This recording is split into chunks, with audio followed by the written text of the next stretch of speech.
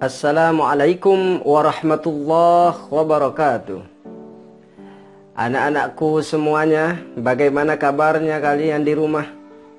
Tentu Yanda berharap kabar anak-anak MTS kelas 7 di Khalifah Nusantara selalu dalam keadaan bahagia, dalam keadaan sehat, dalam keadaan senang bersama keluarga tercinta di sana. Seperti yang Yanda sampaikan kemarin pada pembahasan statistika di bab subbahasan tentang membuat tabel, kali ini kita akan melanjutkan sebagaimana yang Yanda sampaikan kemarin, akan membahas tentang diagram batang. Anak-anak sekalian, hari ini selain diagram batang juga ada tambahan tentang diagram garis. Jadi pada video kali ini kalian akan mendapatkan dua materi pokok, bagaimana cara membuat diagram batang dan membuat diagram garis, dan apa sih perbedaan dari kedua diagram tersebut. Yuk kita bahas bersama-sama. Yang pertama adalah menyajikan data dalam bentuk diagram batang. Tentu diagram batang di sini anak-anak diperoleh atau dibuat dari data tabel yang sudah kita buat kemarin. Dalam hal ini Anda ingin memberikan contoh tabel baru, misalkan tentang ukuran sepatu di sebuah kelas. Ini tabelnya, silahkan perhatikan. Salah satunya untuk membuat diagram itu kita harus membuat garis vertikal dan juga garis horizontal. Hal ini menjadi modal awal agar diagram kalian bisa bagus.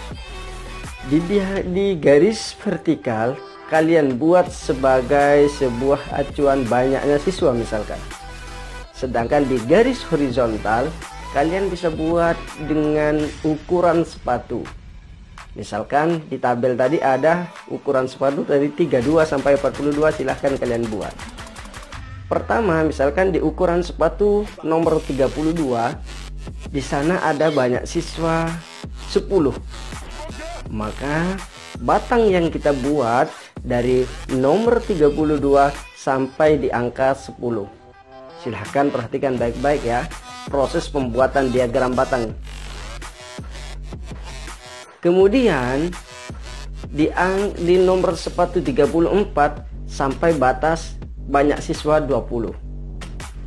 Dan seterusnya kalian bisa membuat per nomor sepatu. Sehingga nanti di akhir dari pembuatan diagram batang ini kalian akan sempurna terlihat dengan jelas. Akan terlihat perbedaannya yang nomor 32, nomor 34, 36, 38, 40 sampai 42, berapa masing-masing nomor sepatu itu dimiliki oleh banyak siswa tersebut. Nah, itu yang terakhir adalah nomor 42 sebanyak 5 siswa.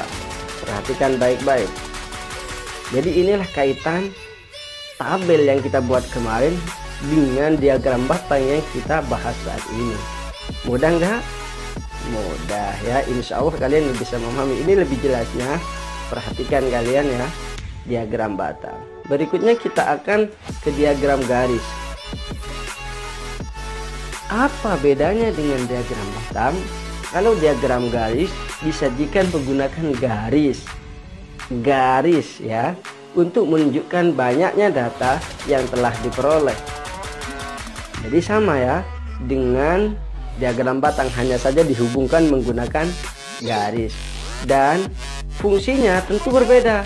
Kalau diagram garis menjadikan data yang berkala dan berkesinambungan, saling menyambung antara item satu dengan item lain, data satu dengan data lain, data kemarin dengan data sekarang misalkan, data tahun kemarin dengan data tahun depan misalkan. Itu ada kesinambungan tertentu. Di sini banyak contoh dalam kehidupan sehari-hari anak-anak.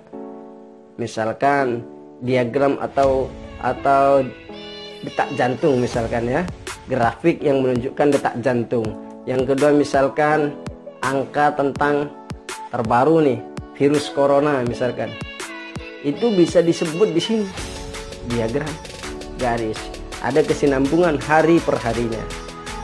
Cara pembuatannya tentu sama dengan diagram batang. Diingat tadi ya, diagram batang kita akan menunjukkan dua garis. Garis vertikal dan juga garis horizontal.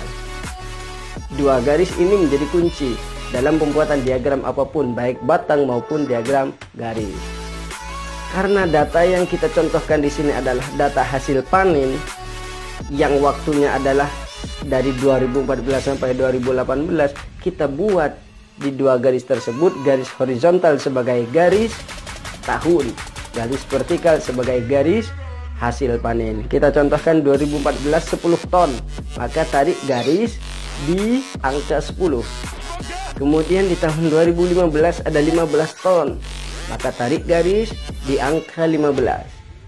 Di tahun 2016 ada berapa? 25 ton. Kita tarik pertemukan dengan angka 25. Dan di tahun 2017 tampaknya ada penurunan, yaitu 20 ton, menurun 5 ton.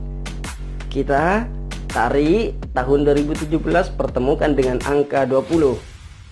Dan yang terakhir di tahun 2018 ternyata melonjak drastis menjadi berapa anak-anak? 30 ton. Ini merupakan kesinambungan ya, hasil panen dari tahun ke tahun, menunjukkan bahwa kita bisa menggunakan garis atau diagram garis. Jadi sudah jelas perbedaannya.